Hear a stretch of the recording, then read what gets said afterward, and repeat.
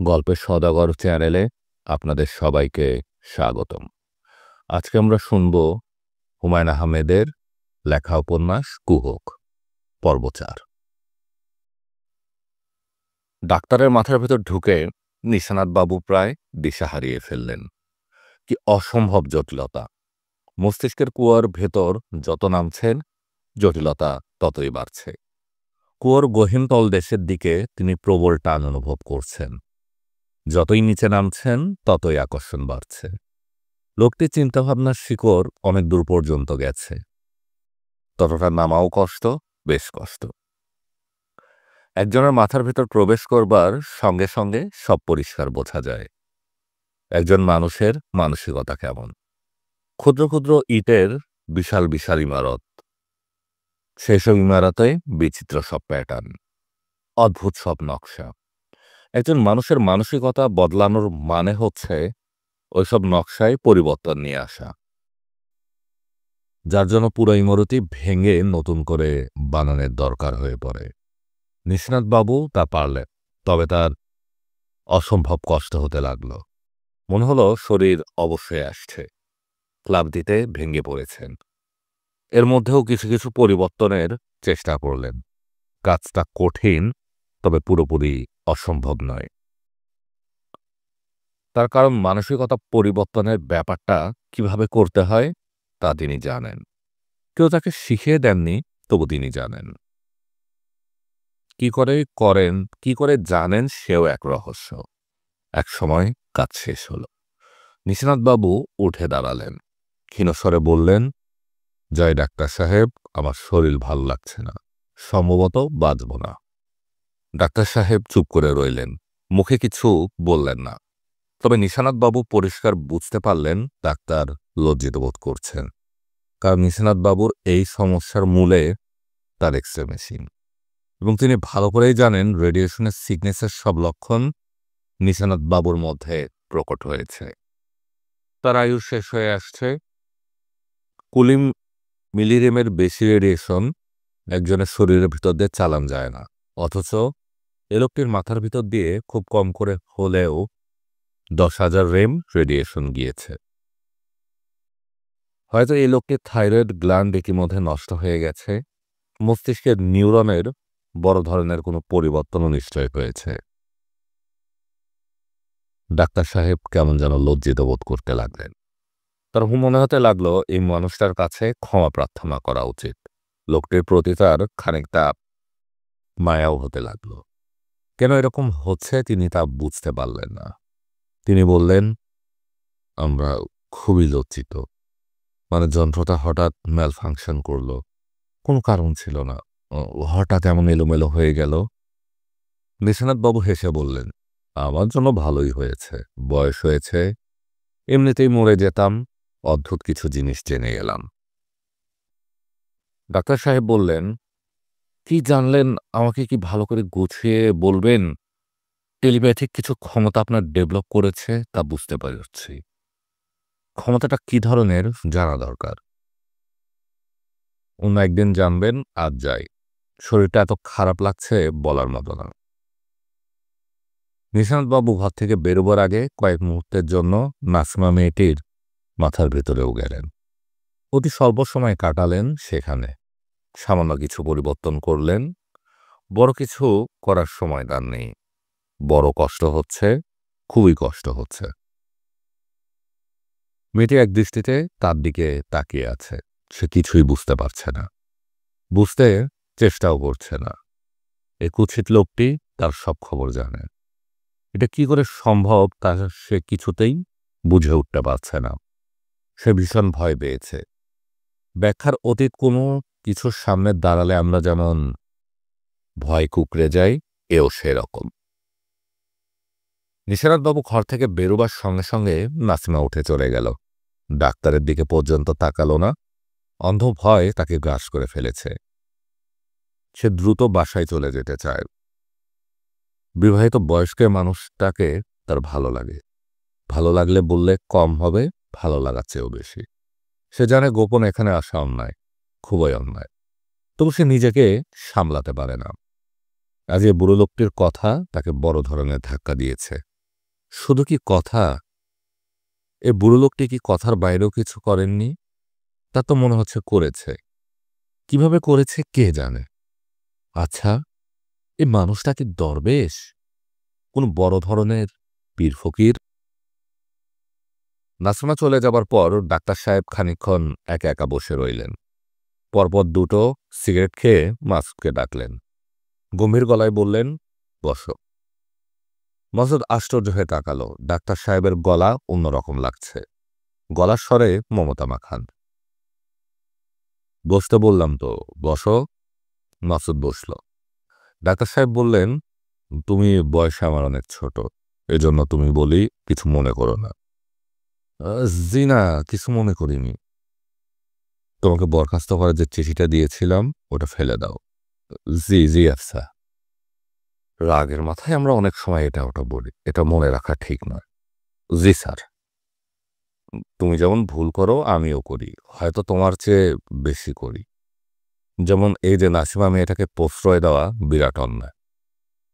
বাদ দেন স্যার, ভালো একটা মেয়ে অথচ প্রশ্রয় দিয়ে দিয়ে। শুধু আপনার তো দোষ না স্যার, মেয়েটারও দোষ আছে। ও আসে কেন? না না, মেয়েটার কোনো দোষ নেই, বাচ্চা মেয়ে, এদের আবেগ থাকে বেশি, আবেগের বশে। মাসুদ বলল, স্যার উঠি, 7-8 জন রুগী এখনো আছে। তুমি আরেকটু বসো, তোমার সঙ্গে আমার জরুরি কথা আছে। মাসুদ কৌতূহলী চোখে তাকাচ্ছে। অনেকক্ষণ ইতস্তত করে ডাক্তার সাহেব বললেন, তুমি কতদিন ধরে আমাকে চেনো? প্রায় 7 বছর। এই 7 বছরে তুমি নিশ্চয়ই আমার আচার আচরণ, আমার মানসিকতা খুব ভালো করেই জানো, জানো না? জানি স্যার। আমার আজকের ব্যবহার কি তোমার কাছে সম্পূর্ণ অন্যরকম মনে হচ্ছে? না হচ্ছে। এর কারণটা কি? মাসুদ তাকিয়ে রইল, কিছু বলল না। ডাক্তার সাহেব বললেন, আমার কি মনে হয় জানো? আমার মনে হচ্ছে ওই বুড়ো লোকটা আমার কিছু একটা করেছে।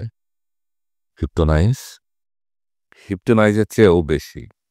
আমার ধারণা খুব উঁচু মাত্রার টেলিপ্যাথিক ক্ষমতা সে ব্যবহার করেছে। নিতান্তই অবিশ্বাস্য ব্যাপার, তবে আমার কাছে এরকম মনে হচ্ছে। আচ্ছা, এই লোকটির মাথার ভিতর দিয়ে কি পরিমাণ রেডিয়েশন গিয়েছে? আমি তো স্যার বলতে পারবো না, টেকনিশিয়ান বলতে পারবে। জেনে আসবো। যাও, জেনে আসো। ডাক্তার সাহেব আবার একটা সিগারেট ধরালেন। তিনি সিগারেট ছাড়ার চেষ্টা করছেন, অথচ আজ এই অল্প সময়ের ভিতরে 3টা সিগারেট ধরিয়ে ফেললেন। মনে মনে ঠিক করলেন, কাল পরশুর মধ্যে একবার মেডিকেল কলেজ লাইব্রেরিতে যাবেন। মস্তিষ্কের উপর রেডিয়েশনের প্রভাব এই জাতীয় কোনো বই পান কিনা তা খোঁজ করবেন। এর উপর কি কোনো কাজ হয়েছে?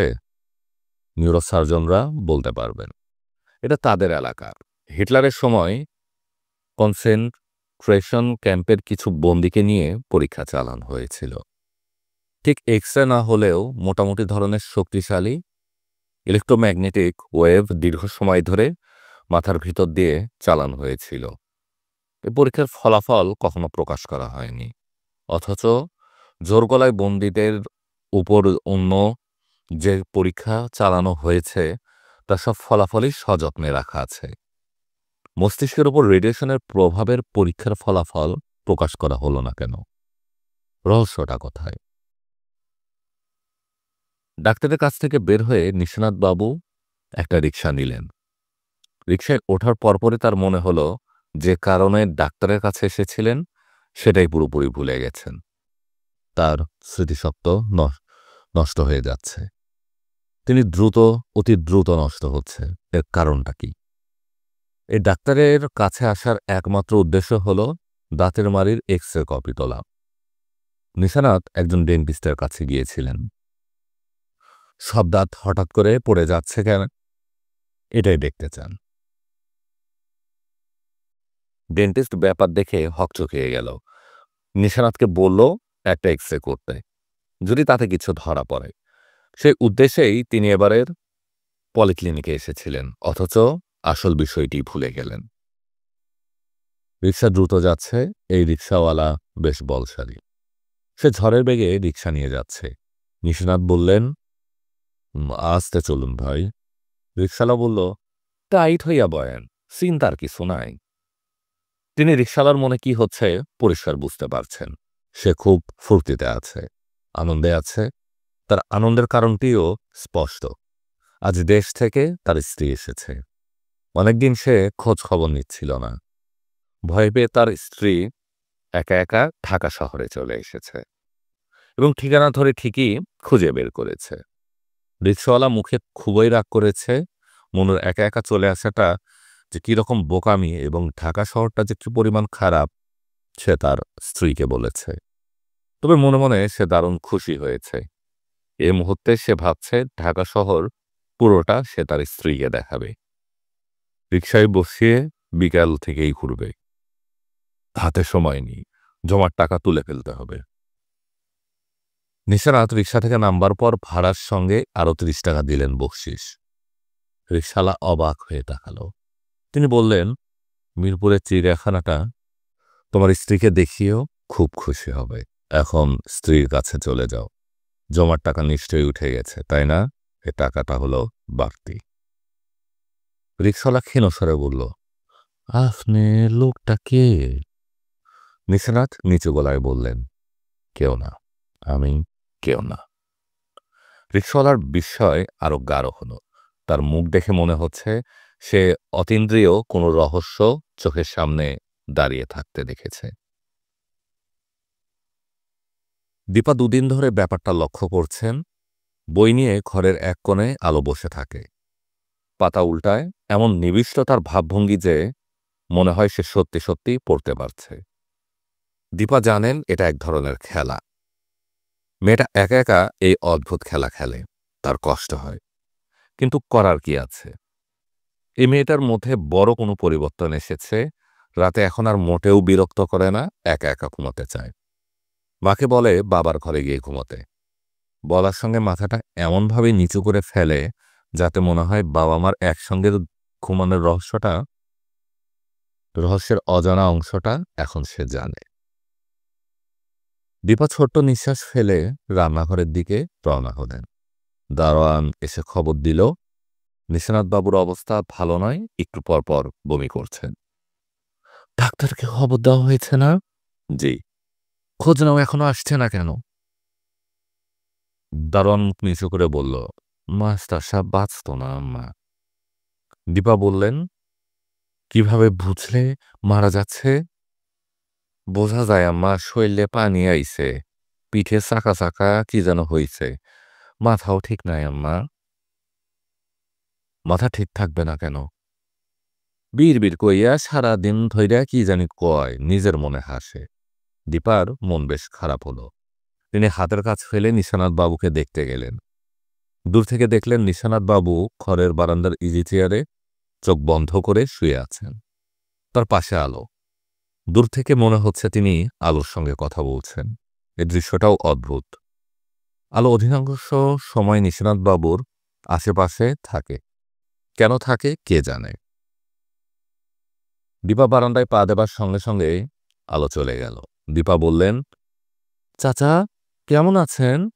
নিশানাথ বললেন, বেশ ভালো না মা, তুমি একটু বসো আমার সামনে, তোমার সঙ্গে আমার খুব জরুরি কথা আছে। দীপা বসলেন। কোমল গলায় বললেন, বলুন কি কথা? শুনতে তোমার কেমন লাগবে জানি না, আমার এখন অদ্ভুত কিছু ক্ষমতা হয়েছে। আমি মানুষের মনের কথা বুঝতে পারি। ইচ্ছা করলেই মানুষের মাথার ভেতরে ঢুকে যেতে পারি। দীপা মনে মনে দীর্ঘশ্বাস ফেললেন। দারোয়ান মিথ্যে কথা বলেনি, মাথা খারাপেরই লক্ষণ। দীপা, জি। আমি শুধু যে মানুষের কথা বুঝতে পারি তাই না, পশু পাখি জীবজন্তু সবারই মনেই কি হচ্ছে তা বুঝতে পারি। ও আচ্ছা। নিম্ন শ্রেণীর জীবজন্তু মানুষের মতো গুছিয়ে কিছু ভাবে না। ওদের চিন্তাভাবনার সবটাই খাদ্য নিয়ে। অবশ্য এদের মধ্যে অদ্ভুত কিছু ব্যাপারও আছে।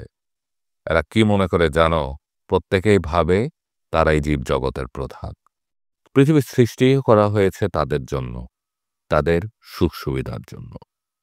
দীপা মৃদু গলায় বললেন, আমরা মানুষেরাও তো তাই মনে করি, তাই করি না?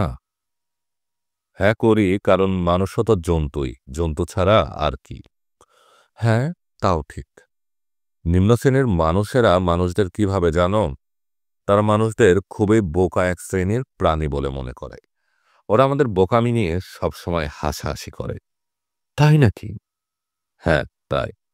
ঘরের কোনায় জাল বানিয়ে যে মাকড়সা বসে থাকে, সেও মানুষের মূর্খতা দেখে খিক খিক করে হাসে।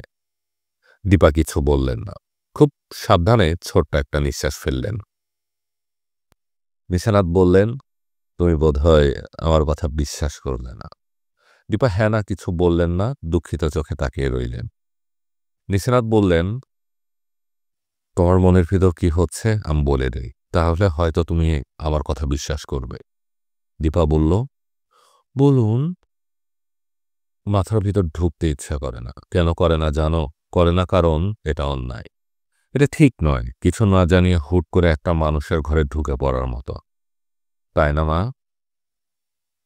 দীপা পুরোপুরি নিশ্চিত হলো মানুষটির মস্তিষ্ক বিকৃতির কিছুই বাকি নেই।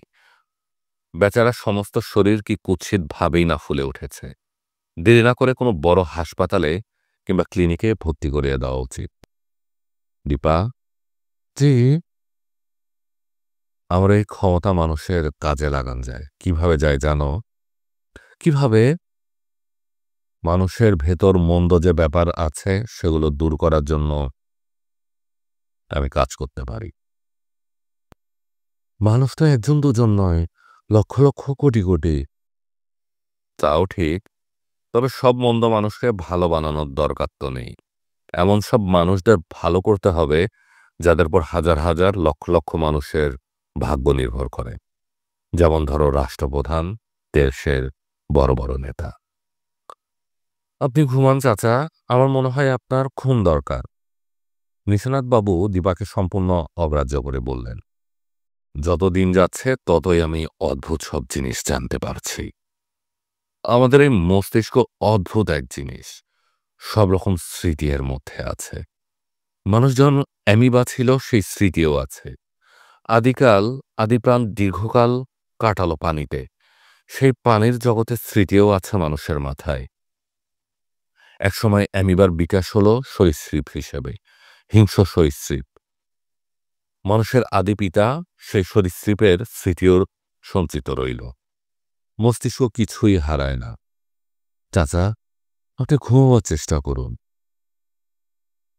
আমি তো বেশি দিন বাঁচব না, যা আমি জেনেছি সব তোমাকে বলে যেতে চাই।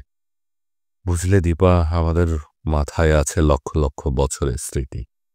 আমাদের মস্তিষ্কের একটা অংশ সরীসৃপের মতো চিন্তা করে, একটা অংশ জলজীবের মতো চিন্তা করে, একটা অংশ। চাচা, আপনি ঘুমোতে চেষ্টা করেন প্লিজ চাচা। আচ্ছা মা, আচ্ছা, তুমি যা বলবে তাই হবে।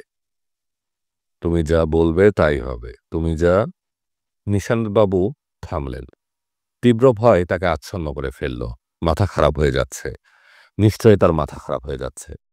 তিনি যা বলছেন সবই ভুল, সবই ভুল। উত্তপ্ত মস্তিষ্কের কল্পনা। কিন্তু কল্পনা বলে তো মনে হয় না। না না না, কল্পনা নয়, সত্যি। যা ঘটছে সবই সত্যি। একটু পরপর মাথায় বিচিত্র সব ছবি আসছে, অদ্ভুত সব ছবি। তিনি বুঝতে পারছেন ছবিগুলো তার নয়, স্বপ্ন নয়, বিভ্রম নয়, সবই স্মৃতি। অতি প্রাচীন স্মৃতি, হাজার বছর, লক্ষ বছর কিংবা আরও আগের কোনো স্মৃতি। কোনো কিছুই হারায় না। জীবজগৎ তার মস্তিষ্কে সমস্ত স্মৃতি ধরে রাখে। কখন প্রাণের বিকাশ হয়েছিল তিনি জানেন না। তার পড়াশোনা সীমিত, জ্ঞান সীমিত, বুদ্ধি সীমিত, কিন্তু এখন তিনি অনেক কিছু বুঝতে পারছেন। কেউ যেন তাকে বুঝিয়ে দিচ্ছে। একসময় এই জগৎ ছিল প্রাণহীন। প্রাণহীন জগতে প্রাণের আবির্ভাব হলো। একটা যৌগিক অণু, প্রোটিন, সামান্য ক্ষুদ্র একটি অ্যামিনো অ্যাসিড, অথচ কি বিপুল তার সম্ভাবনা। একটা স্মৃতিধর অণু, কি রহস্য, কি অপার রহস্য। নিশিনাথবাবু ছটফট করতে লাগলেন। সহ্য হচ্ছে না, তার আর সহ্য হচ্ছে না। তিনি ঘুমোতে চান। ঘুম, শান্তির ঘুম। যেন কতকাল তার ঘুম হয়নি, অথচ কত অনন্তকাল ধরে তিনি জেগে আছেন। তিনি ব্যাকুল স্বরে বললেন, দীপা মা, আমাকে ঘুম পাড়িয়ে দাও। ডাক্তার এসে পড়েছেন। দীপা ভয় পাওয়া গলায় বললেন, দেখুন তো ডাক্তার সাহেব, অনেকক্ষণ ধরে ছটফট করছেন। ডাক্তার রোগীর কপালে হাত রেখে চমকে উঠলেন।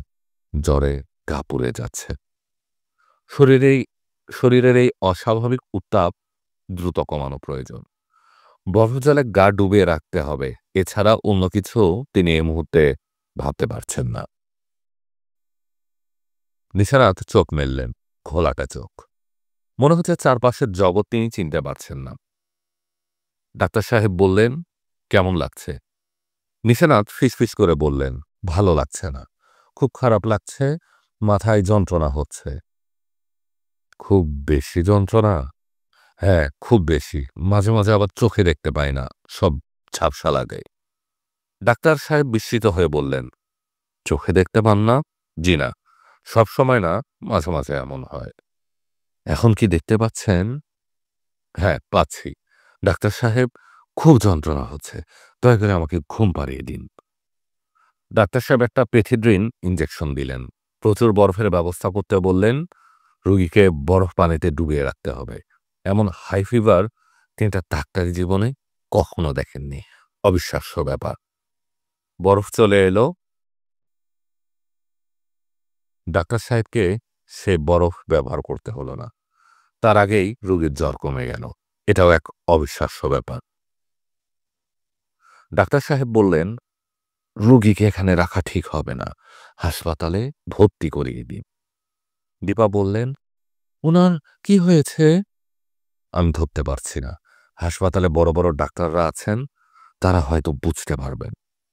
দীপা কি করবেন বুঝতে পারলেন না। নিশানাথবাবুকে হাসপাতালে পাঠাতে তার মন চাইছে না। হাসপাতালে তাকে কে দেখবে?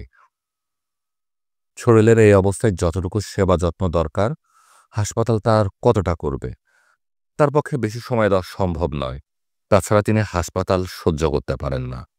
হাসপাতালে পা দিলেই বমি বমি ভাব হয়। বাসায় ফিরেও তা কাটতে চায় না। মহসিনের সঙ্গে পুরো ব্যাপারটা নিয়ে আলাপ করা দরকার। তাকে ইদানিং পাওয়াই যাচ্ছে না। কি নিয়ে যেন খুব ব্যস্ত। মাঝে মাঝে এমনও হয় বাড়ি ফিরতে পারেন না। কোনো একটা সমস্যা নিশ্চয়ই হয়েছে।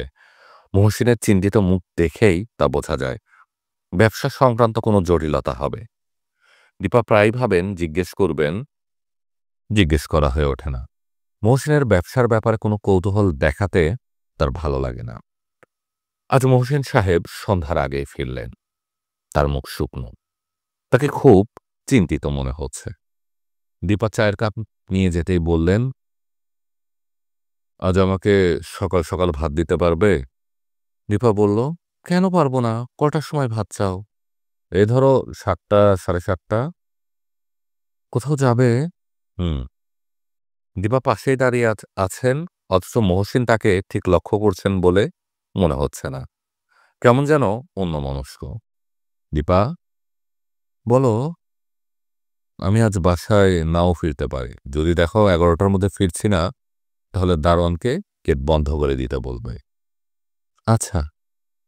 মহসিন চায়ের কাপে চুমুক দিতে দিতে হালকা গলায় বললেন, তোমার ডাক্তার বোন এ বাড়িতে অনেক দিন আসে না। ব্যাপার কি বলো তো? ব্যাপার আবার কি, নিশ্চয়ই কাজ নিয়ে ব্যস্ত। কোনো কিছু নিয়ে রাগ টাগ করেনি তো? দীপা বিস্মিত হয়ে বললেন, রাগ করবে কেন? ট্রিনা রাগ করার মতো মেয়ে না। তার মধ্যে এইসব ক্ষুদ্রতা নেই। হঠাৎ ট্রিনার কথা উঠল কেন? এমনি, ও অনেকদিন ওকে দেখি না। আচ্ছা, ওকে আসতে বলবো। নিশানাথ চাচার শরীরের অবস্থা নিয়েও ওর সাথে কথা বলা দরকার। ওনার শরীর কি আবার খারাপ করেছে? হুম, আজ তো ভয়ই পেয়ে গিয়েছিলাম। ডাক্তার সাহেব বললেন হাসপাতালে নিয়ে যেতে। ডাক্তার বললে তাই করো, তবে এসব করে কিছু হবে বলে মনে হয় না। তার যা হয়েছে তার নাম মৃত্যুরোগ। ভালো হবে, আবার খারাপ হবে, আবার একটু ভালো হবে, চলতেই থাকবে। Only until the final solution. Dipa দীর্ঘ নিঃশ্বাস ফেললেন। কেউ এত সহজ ভঙ্গিতে মৃত্যুর কথা বললে তার ভালো লাগে না। মৃত্যু একটা ভয়াবহ ব্যাপার। সে মৃত্যু নিয়ে এমনভাবে কথা বলা উচিত নয়। মহসিন চলে যাবার পরপরই দীপা ত্রিনাকে টেলিফোন করলেন। ত্রিনার স্বভাব হচ্ছে টেলিফোন ধরেই হরহর করে একগাদা কথা বলা। অন্য কে কি বলছে তা নিয়ে কোনো মাথা ব্যথা নেই। তুফান মেইলে নিজের সব কথা শেষ করে একসময় দীর্ঘ নিঃশ্বাস ফেলে বলবে, তারপর আপা কেমন আছো? সে প্রশ্নের উত্তর সে ভালো মতো না শুনেই বলবে, আপা রাখি এখন, কেমন? কারো অসুখ বিসুখ নেই তো? খোদা হাফেজ। আজও ত্রিনা টেলিফোন তুলেই হরহর করে কথা বলে যাচ্ছে।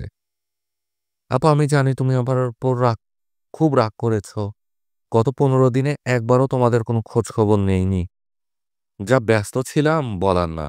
2টো সেমিনার হয়েছে, একটা এপিলেপসির উপর, আরেকটা সাইকিয়াট্রিক ড্রাগ। দুটোই খুবই ইন্টারেস্টিং সেমিনার।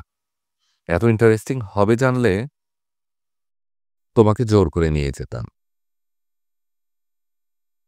এক আমেরিকান প্রফেসর এসেছিলেন, প্রায় 70-এর মতো বয়স। প্রফেসর বার্ন আমাকে কি বললেন জানো?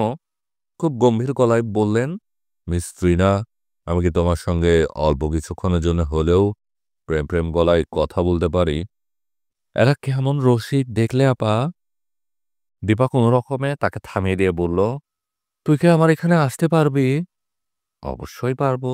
কখন আসবো? কাল সকালে এলেও হবে। নিশানা চাচার ব্যাপারে তোর সঙ্গে পরামর্শ করব। ওনার অসুখ কি আরো বেড়েছে? হুম। কিসব আজে বাজে কথা বলে। মানুষের মনের কথা বুঝতে পারে, জীবজন্তুর কথা বুঝতে পারে। ব্রেন সেলের ডিজনারেশন হচ্ছে, আর কিছু না। আমি সকালবেলায় চলে আসব। তবে আমাকে দিয়ে তো কিছু হবে না আপা। আমি হচ্ছি ছোট ডাক্তার। হাতের কাছের ডাক্তার সব সময়ই ছোট। যে ডাক্তার অনেক দূরে তাকে মনে হয় অনেক বড়। মাঝে মাঝে তুমি ফিলোসফি টিচারের মতো কথা বলো আপা। ফিলোসফি টিচাররা এমন করে কথা বলে তা তো জানতাম না। আমি তাহলে রাখি আপা, খোদা হাফেজ। দুলাভাই ভালো আছেন তো? হ্যাঁ, ভালোই আছে। ও তোর কথা আজ বলছিল। কি বলছিলেন? অনেকদিন তোর সঙ্গে দেখা হয় না, তুই রাগ টাগ করছিস কিনা এইসব। টিনা বিস্মিত গলায় বলল, গতকালই তো দুলাভাইয়ের সাথে দেখা হলো, রোববারও দেখা হয়েছে। তাই নাকি? তাহলে হয়তো ভুলে গেছে। দুলাভাইকে একটু দাও তো, কথা বলি। ও তো বাসায় নেই। কখন ফিরবেন? রাত 11টার দিকে ফিরতে পারে, আবার নাও ফিরতে পারে। নাও ফিরতে পারে মানে? রাতে কোথায় থাকবেন? তা তো জানি না, ব্যবসা টবসা নিয়ে কি সব সমস্যা যাচ্ছে। ট্রিনা গম্ভীর গলায় বলল, দুলাভাই যদি 11টার মধ্যে ফেরেন তাহলে বলবে আমাকে টেলিফোন করতে। আচ্ছা, কাল তোমার সঙ্গে দেখা হবে আপা, খোদা হাফেজ। মহসিন রাত 11টার মধ্যে ফিরলেন না। দারোয়ানকে গেটে তালা লাগিয়ে দিতে বলে দীপা শেষবারের মতো নিশানাথ বাবুর খোঁজ নিতে গেলেন। নিশানাথ চাদর গায়ে দিব্যি ভালো মানুষের মতো বসে আছেন, হাতে স্যুপের বাটি। চামচ দিয়ে স্যুপ তুলে মুখে দিচ্ছেন। তাকে দেখে মনে হচ্ছে খুব আনন্দে আছেন। চাচা, শরীরটা কি এখন ভালো লাগছে? হ্যাঁ মা, তবে ঘুম ঘুম ভাব এখনো আছে। স্যুপ খেয়ে আবার শুয়ে পড়ব। সল্ট কিছু খাবেন? ভাত মাছ? খুব ভালো পাঙ্গাস মাছ ছিল। না মা, দাঁতই তো নেই। তরল খাবার ছাড়া অন্য কিছু খেতে পারি না, গলায় আটকে যায়। স্যুপটা কি ভালো হয়েছে? খুবই ভালো হয়েছে, অতি উত্তম হয়েছে। কাল ট্রিনা আসবে। ওর সঙ্গে কথা বলে ঠিক করব আপনাকে হাসপাতালে ভর্তি করব কি করব না। ডাক্তার সাহেব হাসপাতালে নেবার কথা বলছিলেন। বলুক, আমি এখানেই থাকবো। বেশি দিন বাঁচব না মা, খুব বেশি হলে 1 সপ্তাহ। এই 1 সপ্তাহ নিজের ঘরটাতেই থাকি। পরিচিত জায়গায় মরার একটা আলাদা আনন্দ আছে মা। দীপা কিছু বললেন না, তাকিয়ে রইলেন। কি কুৎসিত দেখাচ্ছে মানুষটাকে। দাঁত নেই, চুল নেই, সমস্ত গা ফুলে কি হয়েছে।